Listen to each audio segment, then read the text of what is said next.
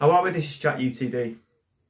I want to talk about whether there's a pathway to new ownership for Manchester United. There's things that are within the supporters' control, there's things that are out of the supporters' control. I'm going to look at both and just decipher whether or not it's even possible. Let's start with something that's out of our control, which is an alternative group of people that can buy the club coming forward. A hostile takeover, if you will. That would make it a lot easier if we had a very clear, distinct consortium or person that we could get behind, as opposed to the Glazers. But obviously that's not there at the moment. In November last year, there was talk of a consortium from the UAE being put together to buy United.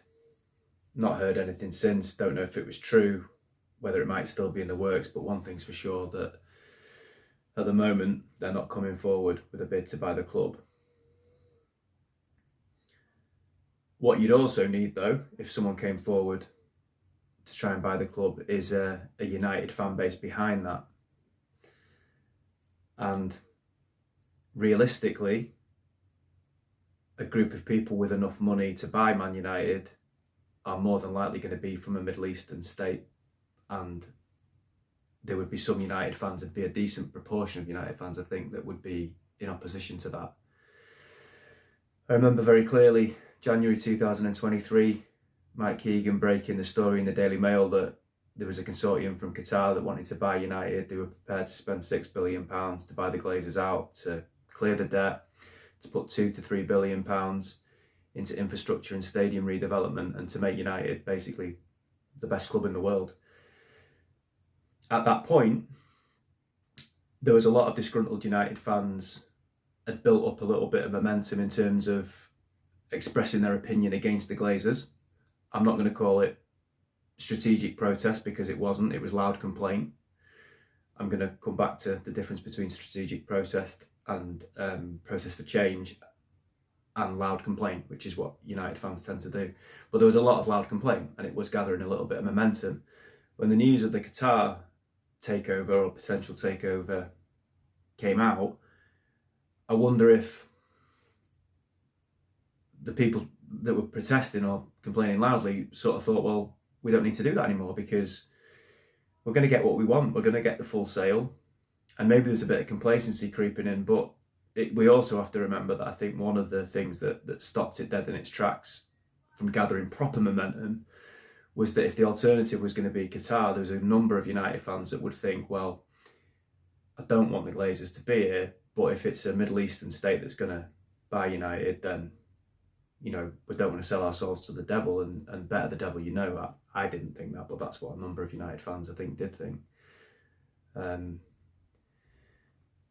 And obviously it could have been a red herring. It ended up being that we are where we are now. We're not going to get this figure emerge out of the mist, a saint-like, godly figure who's going to say, I'll buy your club for however much the Glazers want me to buy it for, and I'll clear the debt, and I'll put £2 or £3 billion into stadium redevelopment, infrastructure, and whilst I'm redeveloping the stadium, I'm going to put a dog shelter next to it. Those people don't exist. So if we want a full takeover, as Roy Keane says, sometimes you have to shake hands with the devil. For me,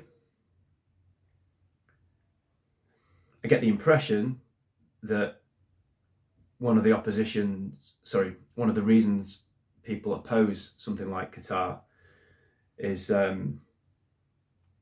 links to questionable human rights, unethical human rights.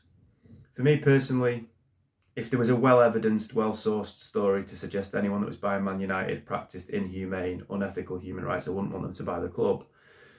But in the absence of that, if someone came forward, and I don't know who those people are, I'm not going to assume that because they come from the Middle East and they've got a lot of money that they practice unethical human rights, because I don't know.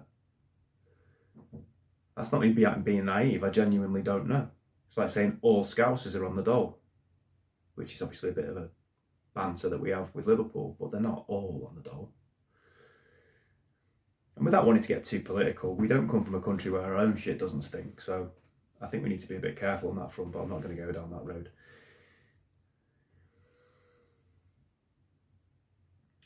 So in terms of someone coming forward, they're highly likely to be from the Middle East. United fans wouldn't get behind that. And we haven't got anyone at the moment that's doing that anyway. But there is another way.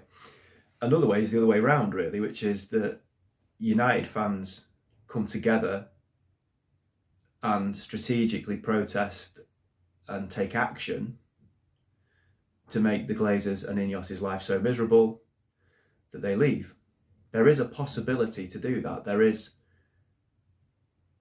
a possibility to do that.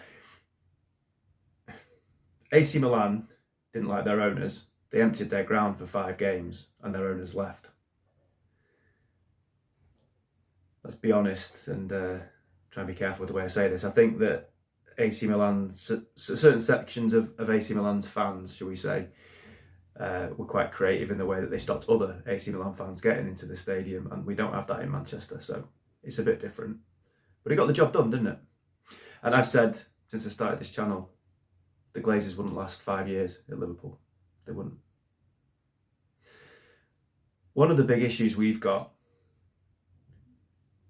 is how we protest and the level of protest that we can put together. And it's if you complain loudly, you are in effect protesting. But I did a video a year ago, and I'll put a link in the description, looking at the difference between loud complaint and strategic protest for change. Because there is a big difference. I did some research last year into groups that have been successful and getting the result that they want from their protest. And there's a lot of similar features in those groups. One of them is that those groups tend to have a really influential figurehead. And we haven't got that. The 1958 are doing more than anybody else has done. But they're not influential enough. I'd say roughly there's a hardcore of maybe about 5,000 who are prepared to properly get their hands dirty, properly pull their sleeves up, get involved, do what needs to be done. That's nowhere near enough. And we need a figurehead who can inspire at least 10 times more than that amount of people, and that's a lot of people. Regarding ex-players, the nearest we've got is Cantona, I'd say, because he's openly come out and been very critical of the Glazers and Jim Ratcliffe, and he's got involved with FC United in some capacity. But one, it's not on a scale where he's a figurehead, and two, Eric is he's a maverick. He does weird stuff. I adore the guy, but he's not going to be taken seriously by everybody. I want to make it clear, an iconic figure in Manchester United's history. He's in my top 3 of Manchester United players.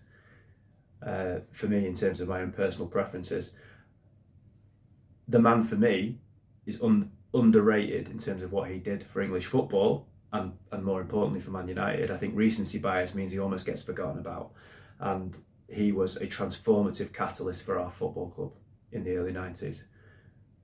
But as an older guy now, he's not someone who could be a figurehead for tens of thousands of people. We need someone that's rich. We need someone that's prepared to put their name behind it, who's got a good character, who could pull in all the fans. And we haven't got that. Another issue with United, all the best by the way, in the way that we protest is we're very reactive in our protest. So again, you've got that hardcore of 5,000 fans that always want the Glazers out, always. No matter what's happening, no matter what day of the week it is, no matter what's going on, no matter whether it's going well on the pitch or badly on the pitch, whatever. But then you've got another group of fans who would prefer the Glazers to leave, but are not really overly bothered, and then something happens, or a news story breaks, or the Super League, and that was put forward as an idea, or we're going to sign on Arnautovic, or we have a bad transfer window, or certain financial results come out, and then you get people going absolutely bonkers, or we finish 15th in the league, or we're having a terrible season. And then 15,000 people march from the Tollgate pub to Old Trafford, which in itself is not going to get rid of the Glazers, but it's just there's 3 times more people that would attend that would attend most weeks when nothing much is going on. And you could say that's maybe the way of the world, but if you are trying to have a group of people taking action to get rid of the Glazers, billionaires, who've got their feet well and truly under the table and in a very strong position, then reactive protest isn't going to do it. It needs to be non-stop, relentless. I go back to the Green and Gold campaign of 2009, 2010. That was brilliant. We were playing great football. We were in the top 2. We got 80-something points that season, only finished second on... It was either goal difference or by a point to Chelsea that season. Beat AC Milan 4-0 in the Champions League knockout stage. Just played them off the pitch. Beckham came back, actually. I say Beckham as if I've said something to you about him previously, because when I was thinking about a rich person, I was thinking about him. Beckham came back, got the green and gold scarf on the way off. We're playing AC Milan, we're beating them 4-0. And really, for the whole of the second half, all you could hear was anti-Glazer songs. The colour in the stadium was brilliant. Now, fair enough, I get the irony. We've paid our money to the Glazers effectively by going into the stadium, and then we sing that we want them out. But that's the place to do it, is in the stadium, to get the point across to a wider scope of people. And as I said, we were winning domestic cups. It wasn't about the football that was on the pitches, that everyone knew that these guys are wrong for us. And the Red Knights came along as a kind of an alternative, although it never really was going to happen. Unfortunately, it petered out. But that's relentless, proper protest. I think if I did a survey out to my mates or my subscribers, probably just work out how to do it actually, and put, would you prefer the Glazers to leave? I'd hazard a guess that as high as 95, 96, 97% of United fans would say, yeah, I'd prefer the Glazers to leave. But how much do you want it? Wanting something and preferring it is a different thing. As the thumbnail says, you can have it all, but how much do you want it? You make me laugh. You need a lot more people than we have now to want it. And what I mean by that is people who are prepared to compromise, who are prepared to sacrifice, who are prepared to put a bit of time into it, who are prepared to be relentless, really, in pursuit of the Glazers leaving. And I've spoken on here before about having an apathetic fan base, and I've been quite wound up about it. I'm a bit more pragmatic about it now, really, because I can see that people do have apathy towards the situation, but maybe that's because they've got family, they're busy, they've got work, they've got a business, they've got kids, they've got kids they want to take to the games, they've got a season ticket they don't want to give up. They would prefer the Glazers to leave, but they're not going to put themselves out to play any part in it, and maybe don't think it'd make any difference anyway. And you know what? That's fair enough. But that means we're stuck with them because there's not enough people who want it. If there was enough people who wanted the Glazers to leave this football club, and I mean want, as I said before, it'd happen. Whereas it's I'd prefer them not to be here, but you know, it is what it is, isn't it? That's the feeling I get. Now, for me personally, I went 6-7 years without going to a game. I only went again last season because my lad has taken an interest in it, and I got his memberships, and I saw his little face when I told him that we were going, and I'm not going to deny him the chance to go, and it's me that's going to take him. So we went 2 games with him. Chaz, if you're watching, me and you went to the Everton game.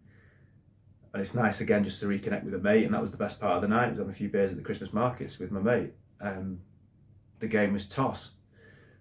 So I've renegaded on not going to the games.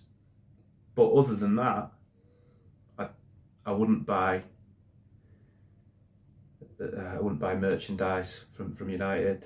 I think I'd be a hypocrite, to be honest. I sit here with the green and gold scarf. That's quite covered up at the moment. The green and gold scarf behind me. I've got a channel with hashtag Glazers out, hashtag Ineos out on every video. I talk about it a lot. Started a channel because of it, really. I'm going to be a hypocrite and go and buy a replica shirt from the Megastore. And I'm aware that makes absolutely no difference, but it just means I can stay true to my integrity. Because the most important thing in this football club is to get rid of them. I said on the Munich anniversary, I did a video on here, and I said that anyone who's got anything to do with Manchester United should always, in their own way, honour those that passed away at Munich, the people that rebuilt the club from there. And by honour, I mean, I know we do our memorial and we commemorate it every year, but I mean in the way that you behave, in the way that you hold yourselves, and being true to principles and values that were put in place decades and decades and decades ago by people who are no longer here, including the Busby Babes and Sir Matt Busby and Jimmy Murphy and people like that. The principles and values of this football club are set in stone. And people say, you're very naive, time's moved on. No. Billionaires like Jim Ratcliffe are often quite arrogant, but what that amount of money gives you is it gives you freedom. It gives you choice in terms of how you behave. And the way he's gone about making some of the changes that he's made is absolutely against the principles and values that were set by people who are beyond, it's beyond words how important they are to this football club. So when your owners betray the values and principles of what's gone before, then they're wrong for the club and they need to leave.